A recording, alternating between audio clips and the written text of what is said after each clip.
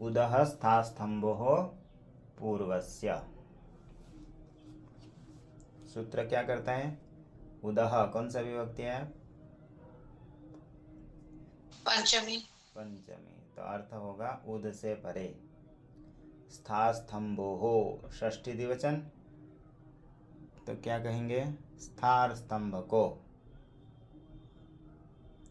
पूर्वस्य सूत्र है, उसमें सवर्ण जोड़ देंगे। आगे अनुस्वार से यही पर सवर्ण से सवर्ण अनुवृत्ति आ रही है। तो क्या सूत्र का अर्थ हुआ? उद से परे स्था और स्तंभ को क्या होगा? पूर्व सवर्ण। जैसे पर सवर्ण समझ में आया था, ल का सवर्ण होता था। जी इसी जी। इसी प्रकार पूर्व सवर्ण, यानी पूर्व में कौन रहेगा? द ही रहेगा उद में, तो उसका सवर्ण होगा। जैसे उदाहरण आ रहा है, उद्थानम।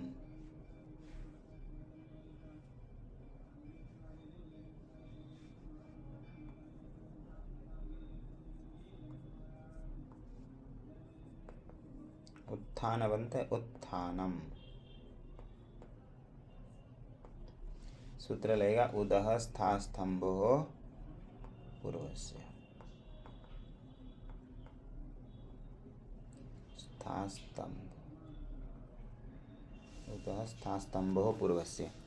सूत्र से क्या होता है? उद से परे स्थार स्तंभ को पूर्व सवर्ण। पूर्व में है द, द का सवर्ण कौन कौन है? द, थ, द, ध। इनमें से कोई होगा। किसके स्थान पे होगा? स्था। पूर्व के स्थान पर। उद के स्थान पे। उद षष्ठी जी। उद षष्ठी है? नहीं, उद पंचमी। पंचमी। तो उद से परे होगा स्थार स्तंभ को जी। आदेश तो पूर्व। किसके स्थान पे होगा?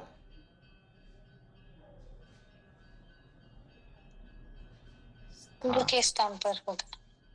अभी वही बता रहे हैं, फिर वही सुन रहे हैं, फिर वही बोल रहे हैं। आवाज कट रही है स्वामी जी, क्लियर नहीं हुआ इसलिए। हाँ, देखिए उदाह कौन सा विभक्ति है? पंचमी एक वचन। पंचमी एक वचन। तो पंचमी विभक्ति क्या होती है? निमित्त। जो निमित्त है उसके स्थान पे कुछ विधान होगा? नहीं। विधान हर समय किसके स्थान पे होता है?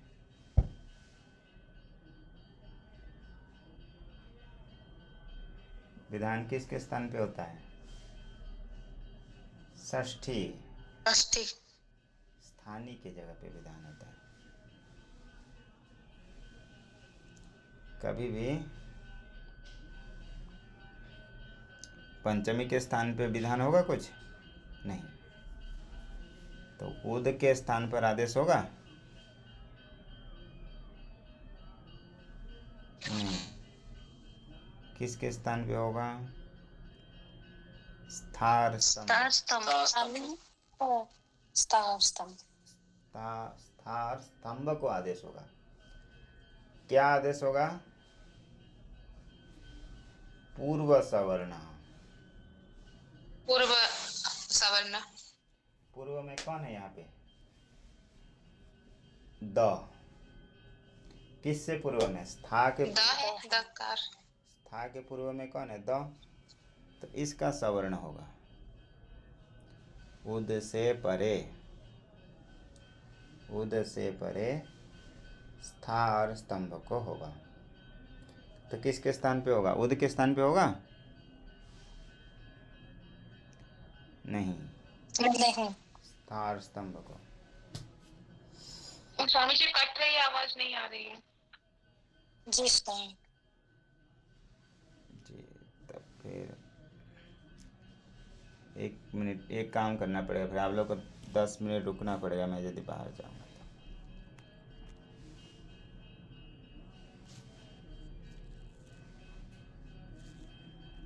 क्योंकि मच्छरदानी लगाना पड़ेगा बाहर। चलिए, उदस्था स्तंभो पूर्वस्य। उदः स्थास्तंभो पूर्वस्य। ये सूत्र स्पष्ट हुआ। उद से परे पंचमी है, जैसे सप्तमी निमित्त तो आप कैसे अर्थ करते हैं?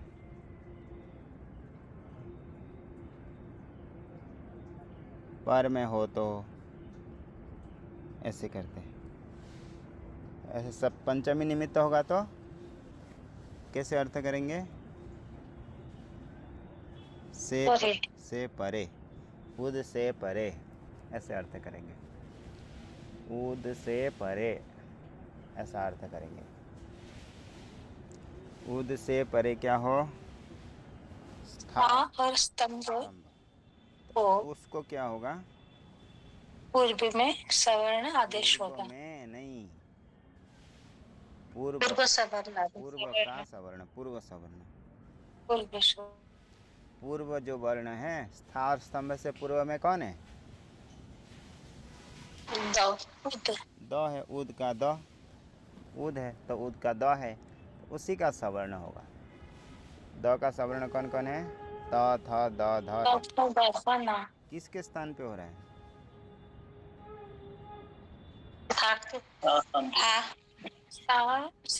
दो शब्द और स्तंभ भी आगे आएगा, दो शब्द को।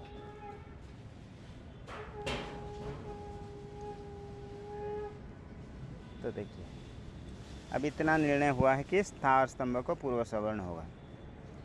यहाँ पे निमित्त कौन बन रहा है? पंचमी। इको एणची में निमित्त कौन था? क्या निमित्त था?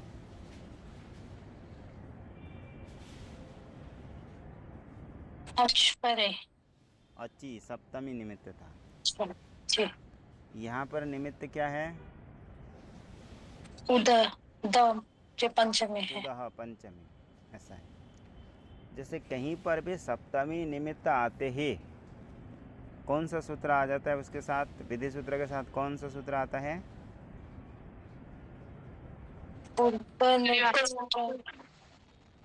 कौन सा सूत्र?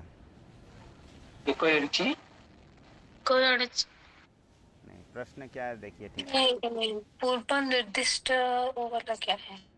परिभाषा सूत्र ना स्वामी जी, जी कि अव्यवहित पूर्व में वो स्थानीय होना चाहिए, ये था जी। तो कौन सा सूत्र आता है? कभी भी सप्तमी निमित्त बनेगा तो कौन सा सूत्र आता है? निर्दिष्ट पूर्वस्य जी, तस्मिन् निर्दिष्ट पूर्वस्य, वो बोलने की जरूरत मतलब नहीं पड़ेगी, वो आ ही जाएगा। उसके बिना विधि सूत्र कुछ भी कार्य नहीं करेगा। जैसे कि कहीं पे सप्तमी निमित्त बना है तो कौन सा सूत्र आ जाएगा? तस्मिन् निर्दिष्ट पूर्व। हाँ देखो, ये समझ में आ गया। उसका सेम ही यहाँ पर है, कहीं पर भी पंचमी निमित्त बन जाएगा तो ये सूत्र आ जाएगा, तस्मादित्युत्तरस्य। दोनों में पूरे समान कार्य है। वो अव्यवहित, तस्मादित्युत्तरस्य, वो अव्यवहित पूर्व के स्थान पे करता है, ऐसे करो ऐसे कहता है। आगे तस्मादित्युत्तरस्य क्या कहेगा? अव्यवहित पर के स्थान पे। दोनों के अर्थ में कोई भेद, मतलब पूरे यही पैटर्न एक ही है, उसकी जो शैली एक ही है, बस थोड़ा सा खाली बदलेगा। कल उच्चारण कर दिए थे तस्मादित्युत्तरस्य कि नहीं किए थे? तस्मादित्युत्तरस्य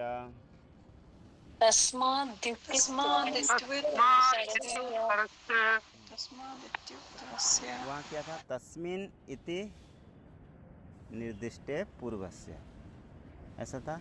यहाँ पर ऐसा है, देखिए, तस्मात्, ये कौन सा विभक्ति है? पंचमी के लिए कहा गया ये तस्मात्, पंचमी कवच। तस्मात् इति उत्तरस्य, कहीं पर भी तस्मात् इति मतलब पंचमी ऐसा निमित्त रखा जाएगा तो वहाँ पे कार्य कहाँ पे होगा? उत्तरस्य, उत्तर के स्थान पे होगा, पर के स्थान पे होगा। इधर है उत्तर, इधर है पूर्व, और ये पूर्व, इधर होगा उत्तर। तो कहीं पर भी पंचमी जो निमित्त बनता है उस निमित्त से अव्यवहित पर में होना चाहिए स्थानीय। कब? जब निमित्त पंचमी विभक्ति बनता है तब स्थानीय कहाँ पर होना चाहिए? अव्यवहित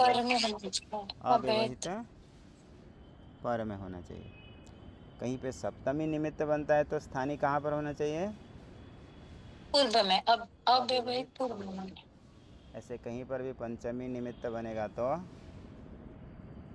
अव्यवहित परे। अव्यवहित पर में। तो देखिए पर यहाँ में पर सूत्र आया है उदः स्था स्तंभो पूर्वस्य। उदः कौन सी विभक्ति है?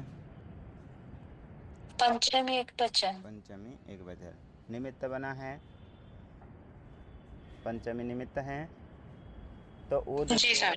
उद से परे अव्यवहित होना चाहिए। कौन? स्था और स्तंभ। देख तो पर में है स्था, अव्यवहित पर में है स्था, तो दोनों सूत्र लग जाए। उदस्था स्तंभ के साथ आ ही जाएगा कौन सूत्र? तस्मादित्युत्तरस्य। ये आ गया, दो सूत्र कार्य हो गया। जी अव्यवहित मतलब बिना कोई व्यवधान, व्यवधान रहित, बीच में कोई रुकावट यानी नहीं आना चाहिए, कोई वर्ण आदि व्यवहित नहीं होता। प्रतिबंधक, बीच में कोई नहीं आना चाहिए। इंग्लिश में क्या बोलते हैं उसको? hurdles obstacles, नहीं प्रतिबंधक नहीं, मतलब बीच में आ जाए तो hindrance इंट्रेंस। जी Swami ji hindrance obstacle hindrance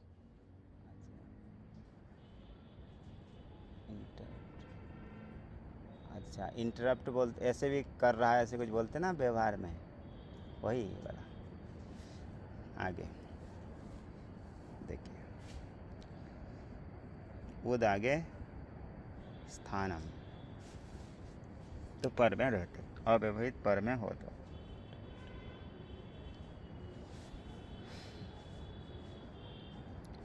अब यहाँ तक समझ में आया है? तस्मादित्युत्तरस्य। अब स्थानीय कौन है?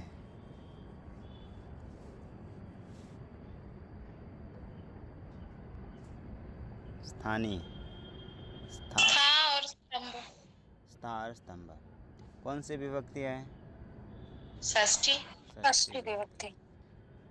तो किसके स्थान पे होगा? स्था और स्तंभ। कभी भी षष्ठी स्थानीय हो तो कौन सा सूत्र आएगा उसके साथ परिभाषा?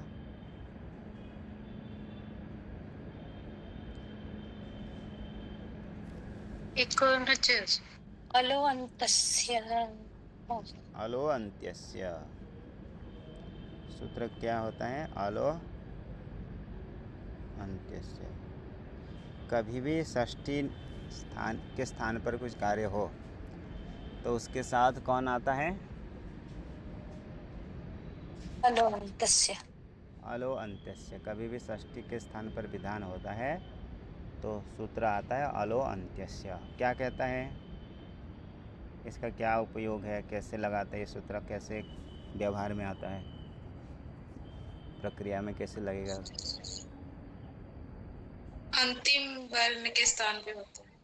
कोई भी कार्य अगर होता है षष्ठी विभक्ति का अंतिम वर्ण जी, जिस षष्ठी के स्थान पर कार्य होगा उसके अंतिम अल वर्ण के स्थान पे होगा।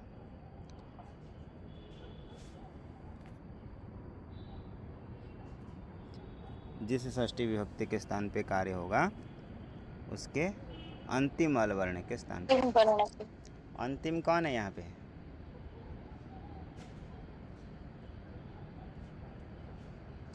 स्थानम।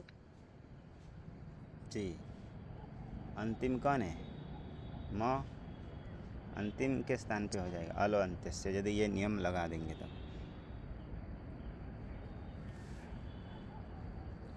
तो अभी अलो अंत्यस्य से नहीं लगाना चाहिए क्योंकि गलत रूप बन जाएगा। प्राप्त है ये नियम लगाने के लिए आ सकता है अलो अंत्यस्य। लेकिन ये नियम यहाँ नहीं लगाएंगे। इसी नियम को भी बाध करने के लिए और एक नियम आएगा। कुछ सूत्र आए, देखिए सूत्र तो आएगा आगे। आदेहे परस्य आदेः परस्य आदेः परस्य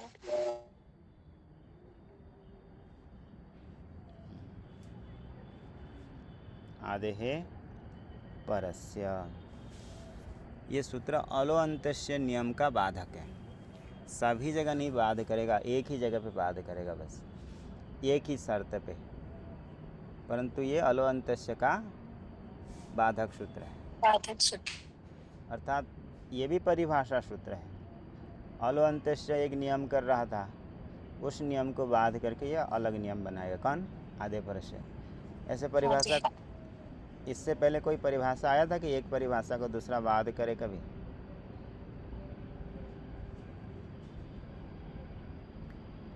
जो हाँ आद गुण को वृद्धि रेचि परिभाषा वो विधि सूत्र है।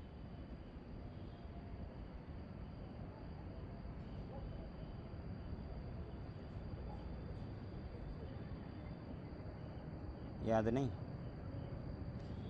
गीच अनेकाल सिद्ध सर्वस्व से जी जी पूरे के स्थान पे प्राप्त था, तो अलो अंत्यस्य को भी बाध कर देता है। कौन? गीच। सभी जगह पे नहीं बात करता है, विशेष जगह पे जहाँ पर गीत होता है वहाँ पर अलो अंत्यस्य को बाध, ये अनेकाल सिद्ध सर्वस्व को बाध कर देता है गीचा। इसी प्रकार अलो अंत्यस्य को भी बाध कर देगा आधे परस्य। ये भी परिभाषा, एक नियम को ये भी बाध करेगा, लेकिन कब? विशेष स्थल पे। उसी इतना अंश बस कठिन है इसको समझना, एक स्थल पे ही ये बाध करेगा। अंतिम के स्थान पर हो रहा था किस सूत्र से? अलो अंत्यस्य अंतिम के स्थान पे हो रहा था, लेकिन ये सूत्र कहेगा आदि के स्थान पे करना है। आदेहे आदि के स्थान पे किया जाएगा। अंतिम के स्थान पे हो रहा था, उसको बाध करके ये कहा किसके स्थान पे होगा? आदि में लगेगा, आदि वर्ण के स्थान पे होगा, चाहे जो भी आदि वर्ण हो। ये कोई स्थानम के लिए कि किसी कोई शब्द के लिए कहा नहीं, ये सिर्फ इतना कहा कि आदि वर्ण के स्थान पर होगा। जैसे अलो अंत्यस्य कहा था अंतिम के स्थान पे होगा, कहीं पर भी षष्ठी विभक्ति हो तो अंतिम अल के स्थान पे होगा, ऐसे कहा था। ये सूत्रकार है कि नहीं, आदि वर्ण के स्थान पे होगा षष्ठी विभक्ति। कब?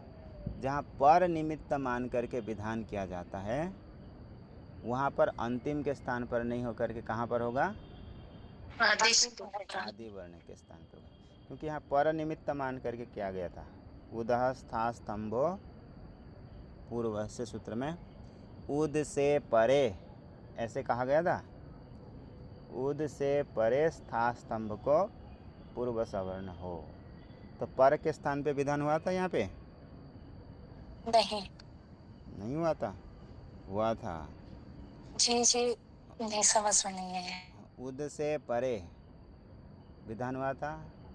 उद से परे, उदस्था स्तंभ का अर्थ कैसे किए थे? उद से परे, उद से परे स्था और स्तंभ को पूर्व सवर्ण होता है, तो पर के स्थान पर नहीं विधान किया गया था यहाँ पे? उद से परे जी पर को मान करके विधान किया गया था। तो ये आधे परस्य सूत्र आके कहा कि जहाँ पर के स्थान पर विधान, पर को मान करके विधान किया गया है, ऐसे स्थल पर अंतिम के स्थान पर नहीं करके कहाँ पर होगा? आदि वर्ण के स्थान पर। देखिए आधे है परस्य यद विहितम, ये बात कह दी। पर के स्थान पर जहाँ पर विधान किया जाएगा तत्तस्य आदिर्वध्यम, वह उसके आदि वर्ण के स्थान पर जानना चाहिए। 6 नंबर टिप्पणी में क्या दिया? अलो अंत्यस्य इत्यस्य अपवादोऽयम्, अलो अंत्यस्य सूत्र का ये बाधक सूत्र है आधे परस्य, क्योंकि यदि अलो अंत्यस्य लगाते तो क्या होता? अंतिम अल वर्ण के बाद अंतिम के स्थान पे हो जाता। लेकिन यहाँ पर किसके स्थान पे विधान करना है? आदि आदि तो के आदि स्थान वर्ग में स्थान पर आदि के स्थान पे विधान करना है। लेकिन आदि के स्थान पे विधान तब हर समय पर अलो अंत्यस्य को ये बाध करेगा ये सूत्र?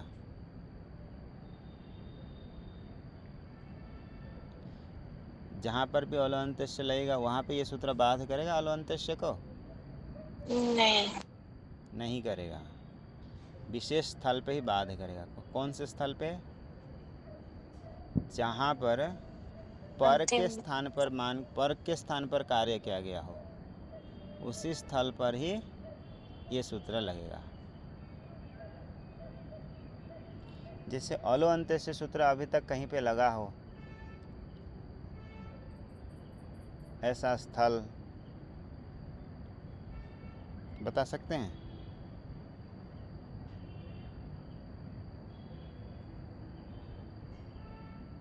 आपके प्रश्न समझ में नहीं आया।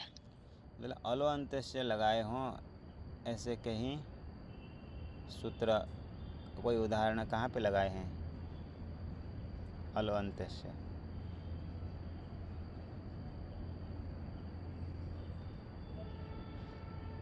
अलो अंत्यस्य अभी तक तो लगाए होंगे। अलो अंत्यस्य लगभग जगह सभी जगह पे ही लगा है। जहाँ पर भी षष्ठी विभक्ति हुई है वहाँ पर अलो अंत्यस्य लगा है।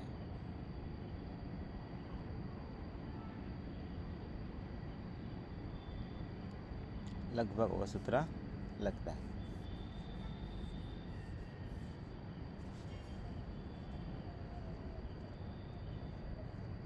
जैसे कि अभी एक उदाहरण आगे का ही है। सूत्र आएगा दिवह औत। ये दिवह है षष्ठी एक वचन, आगे औत प्रथमा एक वचन, औत का बचेगा औ। तो सूत्र कहेगा दिवह औत, दिव के स्थान पर औ आदेश हो। तो यहाँ है दीव, तो ये दीव में औ जो आदेश करेंगे तो किसके स्थान पे औ करेंगे? उसके लिए सूत्र आएगा अलो अंत्यस्य। अंत्यस्य। कहेगा कि षष्ठी है, दीव कौन सी विभक्ति है? षष्ठी। षष्ठी। तो षष्ठी विभक्ति के स्थान पर जब भी कार्य होता है तो उसके अंतिम के स्थान पे होगा। तो दीव में अंतिम कौन है? वह, तो इसके स्थान पे होगा दी वह के स्थान पे औ हो जाएगा।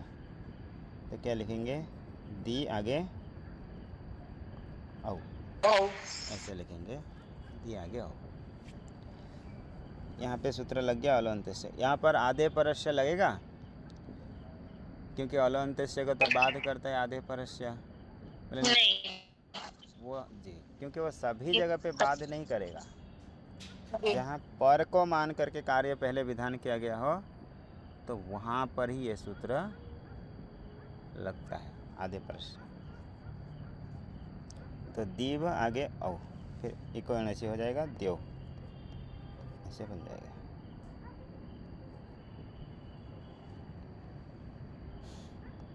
तो ये सूत्र विशेष स्थल पर ही अलो अंत्यस्य को बाध करेगा आदेः परस्य।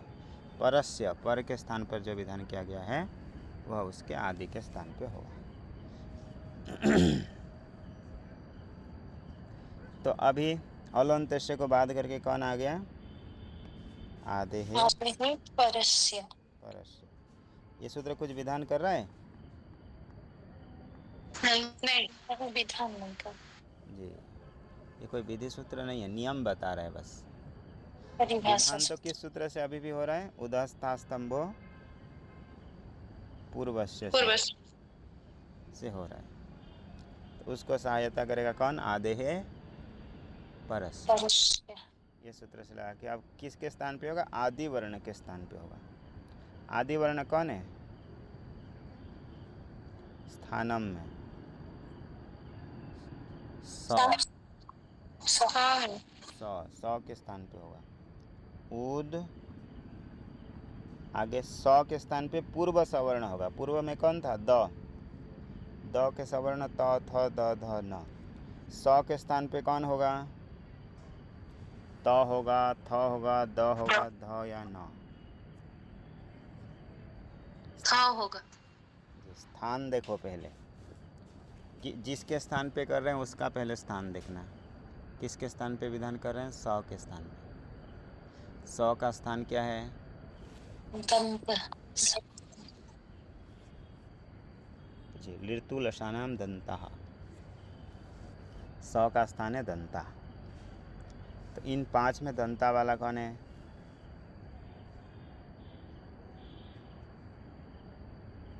त, थ, द, ध, न में दंत वाला कौन है? द। द दंत है। और त? स्वामी जी सारे तो है ना दंत? जी सारे हैं तो। सब दंत है। तो सभी दंत है, तो स्थान देखने से होगा? नहीं होगा। अभ्यंतरीण प्रयत्न दिख। इसके लिए आभ्यंतर प्रयत्न देखिए। स का आभ्यंतर प्रयत्न क्या है?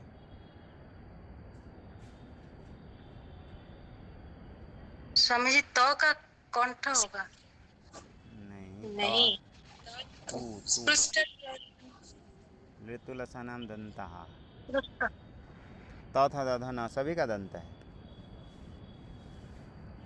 इसलिए आभ्यंतर प्रयत्न स्वामी जी कंठ होगा ना? प्रयत्न में तो कंठ है ही नहीं। स्पृष्ट, ईषद, पृष्ठ, ईषद, विवृत, विवृत, समृत, 5। जी जी जी। स का आभ्यंतर प्रयत्न क्या है?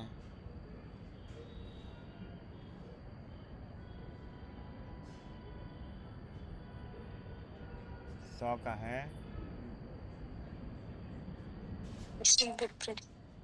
ईषद विवृतम। स का है ईषद विवृत। ये 5 में ईषद विवृत कौन है?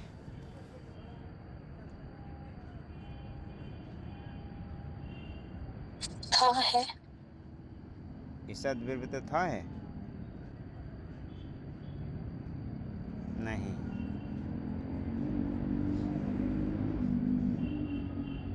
ये 5 नहीं। जरूरी है कि ये 5 में से कोई ईषद विवृत होना ही चाहिए। ना नहीं है स्वामी जी। जैसे स्थान था, स का स्थान दंता है, तो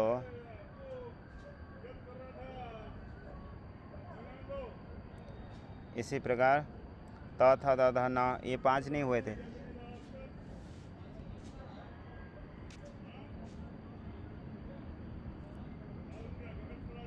एक मिनट, ये लोग हल्ला कर रहे हैं, बोलते। स्वामी जी ये अभी तक भी क्लियर नहीं हुआ कि जो स का स्थान तो दंता है, लेकिन ये उसके स्थान पर जो था लगेगा, क्यों लगेगा इसका? ये स्वामी जी बाह्य प्रयत्न समान है ना इनका? जी, पहले आभ्यंतर प्रयत्न क्लियर करिए। त, थ, द, ध, न। स का आभ्यंतर प्रयत्न क्या है?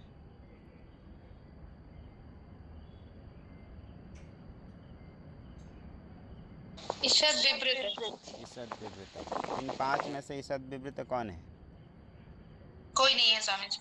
कोई नहीं है, इसलिए स्थान भी नहीं हुआ कि आभ्यंतर प्रयत्न नहीं हुआ। अभी स का बाह्य प्रयत्न क्या है?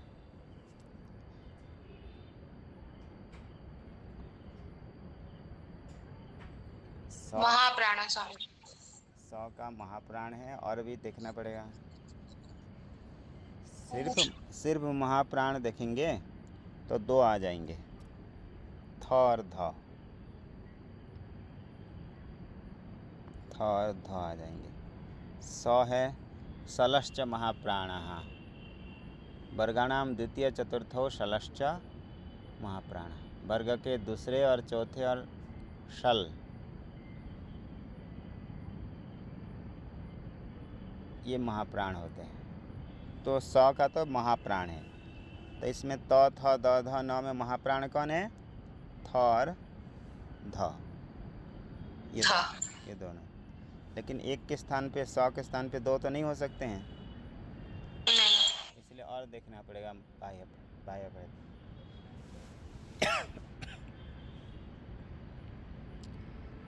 बाह्य प्रयत्न देखेंगे तो स का क्या है, खरा विवार श्वास अघोषाश्च, खर में आता है सकार, ख फ छ ठ थ छ ठ थ क प श श स। स का क्या है, विवार श्वास अघोष। तो यहाँ पर विवार श्वास अघोष कौन है, थ और ध में से थ, इसलिए सकार के स्थान पे कौन होगा, थ। आगे थानम,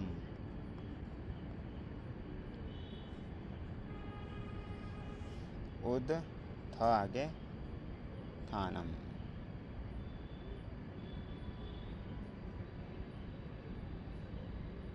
हो गया, पता चला। ये प्रयत्न पता चलना चाहिए, आभ्यंतर प्रयत्न बाह्य प्रयत्न क्या क्या। तो 100 के स्थान पे क्या हो गया, समझिए था कैसे आया, था दा से। हाँ पहले कितने थे, 5। हाँ 5 में से 2 हो गया था। हाँ बाह्य प्रयत्न देखेंगे तो, और महाप्राण देखेंगे तो थ और ध बचेंगे। और थोड़ा बाह्य प्रयत्न देखेंगे तो विवार श्वास अघोष। 100 का बाह्य प्रयत्न क्या है, देखिए 100 का बाह्य प्रयत्न है विवार श्वास अघोष और महाप्राण। ये किसका है, 100 का। यही वाला कौन बचेगा, थ ही है। थ ऐसा है कि जिसका बाह्य प्राण भी ये सारे हैं, विवार श्वास अघोष महाप्राण। मुझे कैसे पता चला, आपको नहीं पता चल रहा है? इसके लिए तो आप लोग को बताए नहीं थे कि खर 2 विभाग कर देना, खर प्रत्याहार और हर्ष प्रत्याहार। जी स्वामी जी। 2 विभाग कर देना। पूरे जो 33 वर्ण हैं, 33 में से खर प्रत्याहार में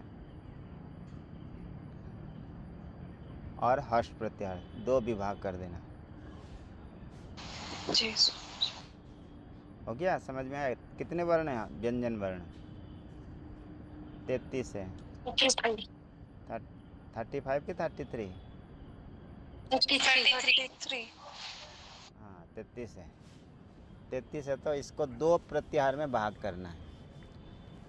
एक और प्रयत्न बाह्य प्रयत्न कितने हैं, 11 है। बाह्य प्रयत्न है 11 में से 3 को तो छोड़ ही दो, उदात्त अनुदात्त स्वरित, ये तो स्वर वर्णों का हो गए। बाकी बचे कितने, 8 बाह्य प्रयत्न बचे और 33 वर्ण बचे। इसको भाग कर देना है। 33 वर्ण को 2 भाग कर देंगे, हर्ष में और खर में। हस में हयवरट से लेकर के जबगढ़ 10 तक, ये जितने आएंगे ह य वर ल यमगणना झवय घड़ध जबगढ़ 10, इतने वर्ण का क्या होंगे, संबार नाद घोष, ये हो गए।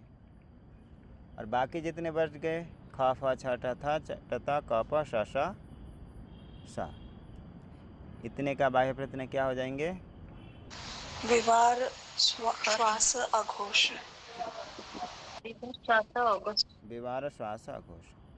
तो आपको ये देखना है कि 2 प्रत्याहार में से किस में आ रहा है वर्ण। सकार कौन से प्रत्याहार में आएगा, खर में आ रहा है। खर में आने से विवार श्वास अघोष 100 का हो गया। थ भी खर में आ रहा है, इसलिए थ का विवार श्वास अघोष। इसलिए 100 के स्थान पे क्या आदेश होगा, थ।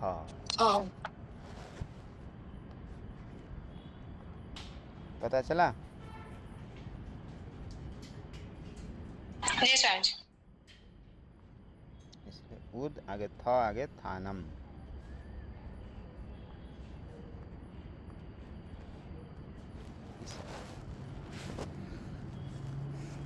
किसको सादृश्य देख करके स के स्थान पे थ हुआ? बाह्य प्रयत्न को देख करके, महाप्राण और व्यवहार श्वास उसको देख के। आगे क्या है? उद आगे थ आगे थानम। सूत्र क्या आ रहा है? झरो झरे सवर्णे। झरो झरी सवर्णे झरो झरी सवर्णे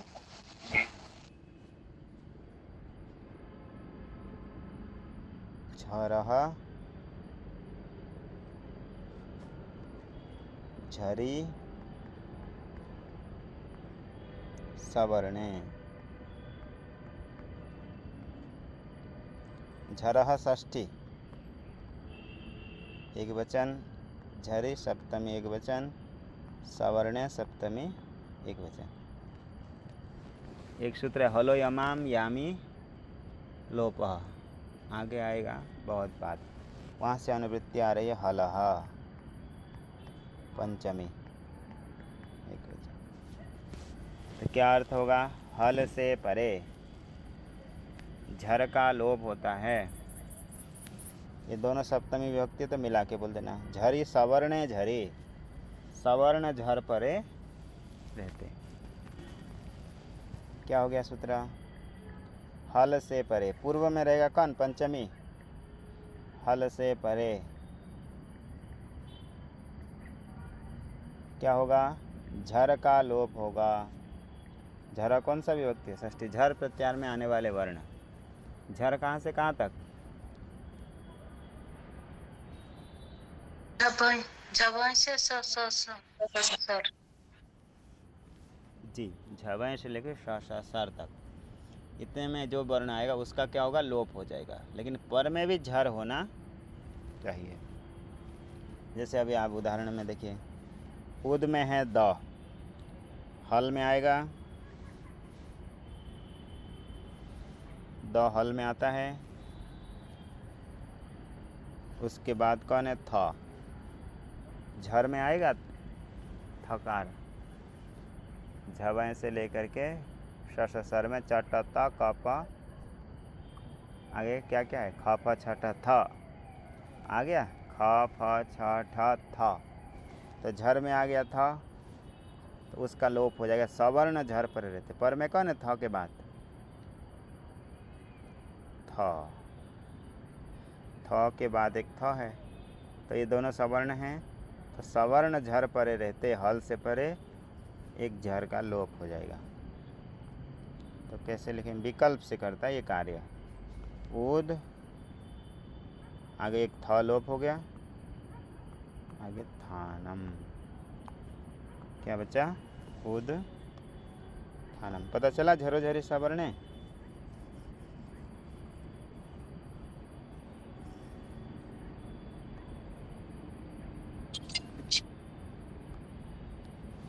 कि नहीं?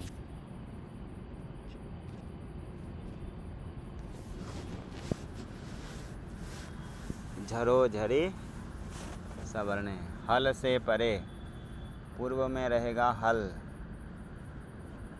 उसके बाद रहेगा झर, उसी झर का लोप हो जाएगा। उसके बाद यदि झर परे हो तो यही अर्थ है।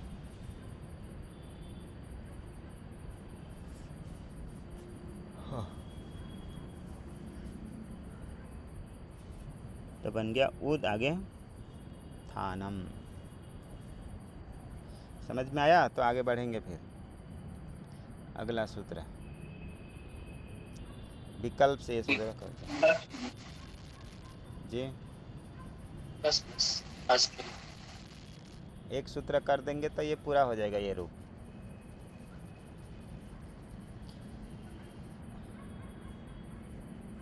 आगे कर जी ये विकल्प में होता है ना?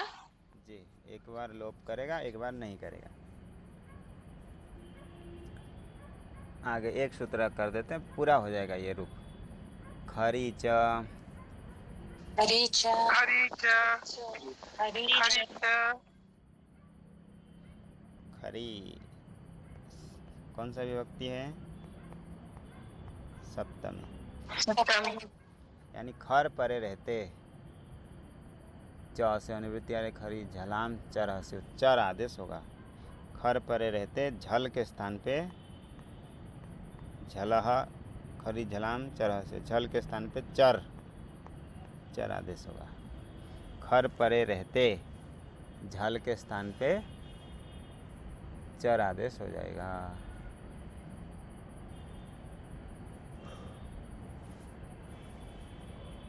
देखिए उद में जो द है ये है झल, झवै से लेकर के हल तक द आ गया, झवै घड़ दस जब गढ़ दस, ये है झल। इसके स्थान पे होगा चर। चर में क्या क्या आएंगे? च ट त क प श इतने आदेश होंगे। च ट त क प श सर, ये चर आदेश होगा। किसके स्थान पे? झल के स्थान पे। लेकिन निमित्त क्या होना चाहिए? खरी, खर परे रहते, ख प चटता छटता सर। तो थ है यहाँ पे खर परे रहते, झल के स्थान पे हो जाएगा चर। तो झल कौन है? द। तो चर होगा तो च ट त क प में त है दंता, द है दंता, तो हो जाएगा त। उत आगे थानम, क्या हो जाएगा? उत्थानम। उन्नति, उत्थान, पतन व्यवहार होता है ऐसे। उत्थानम। द को हो गया त, क्या सूत्र लगा? खरीच। झरो झरी सवर्णे,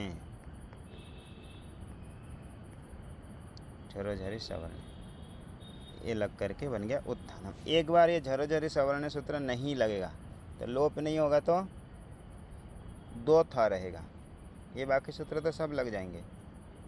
उत थ आगे थानम, ये दो रूप बन गया। दूसरा